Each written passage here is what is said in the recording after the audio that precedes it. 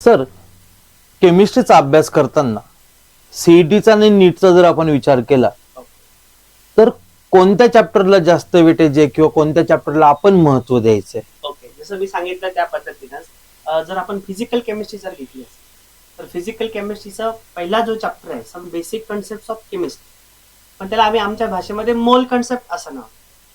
आणि तेच जर आपण समजा सीईटी साठी जर बोलत असेल तर सीईटी साठी बी हा पार्ट किंवा हा जे टॉपिकचं नाव आहे ते सेम आहे, some basic concept of chemistry. पण जो सेकंड चॅप्टर दिलेला आहे ॲनालिटिकल केमिस्ट्री, तो चॅप्टर सीईटी मध्ये ऍडेड नाही, पण मात्र त्याच्या बेची कन्सेप्ट आहे ते मात्र खूप महत्वाचं. त्यामुळे मी मुलांना होल सोल एक मोल ट्रायंगल असं नाव सांगितलेलं आहे, आणि तो मुलांनी त्याचा मोल ट्रायंगल आणि त्याच्या ऍप्लिकेशन बेस्ड क्वेश्चन जर सॉल्व्ह केले तर हा 11वीचा जो काही पार्ट आहे हा त्यांचा खूप स्ट्रॉंग होईल, बेसिक पण स्ट्रॉंग होईल, आणि त्याचा पूर्णचे पूर्ण बेनिफिट आपल्याला क्लास 12 साठी होईल.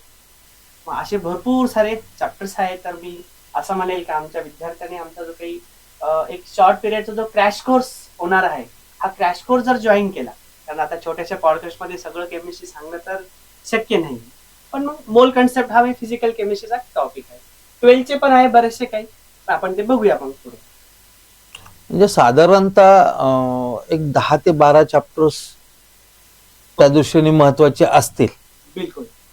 जसं आता आपण फिजिकल मध्ये मोल कन्सेप्ट म्हणजे some basic concept of chemistry बोल, त्यानंतर समजा क्लास 12 मध्ये जर गेलो असेल तर त्यातलं जे काही तसे सगळेच टॉपिक महत्वाचे. जर मी 2025चं जर अनालिसिस जर केलं तर फिजिकलच्या क्लास 12च्या प्रत्येक चॅप्टरवरती 3 क्वेश्चन रिपीट, प्रत्येक चॅप्टर.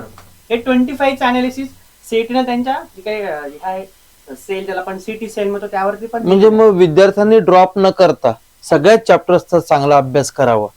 जनरली कसं असतं, फिजिकल केमिस्ट्रीला थोडंसं वेटेज हायर आहे रॅदर दॅन ऑर्गॅनिक, म्हणजे सगळ्यात कमी वेटेज जे दिलेलं आहे ते इनऑर्गॅनिक केमिस्ट्री. तरी पण जर आपण विचार केला समजा ऑर्गॅनिक मध्ये आपण ऑर्गॅनिक मध्ये जीओसी हायड्रोकार्बन परफेक्ट करा. जर आपण जीआयसी म्हणजे इनऑर्गॅनिक मध्ये जर आलो तर इनऑर्गॅनिक मध्ये केमिकल बॉन्डिंग हा टॉपिक खूप खूप महत्वाचा आहे. क्लास 12चा जो कोऑर्डिनेशन टॉपिक आहे हा पण खूप महत्वाचा आहे, आणि इनऑर्गॅनिकचा जो सिलेबस आहे तो देताना थोडासा कमी दिलेला आहे, त्यामुळे त्यांचं जे काही वेटेज आहे ते थोडंसं जास्त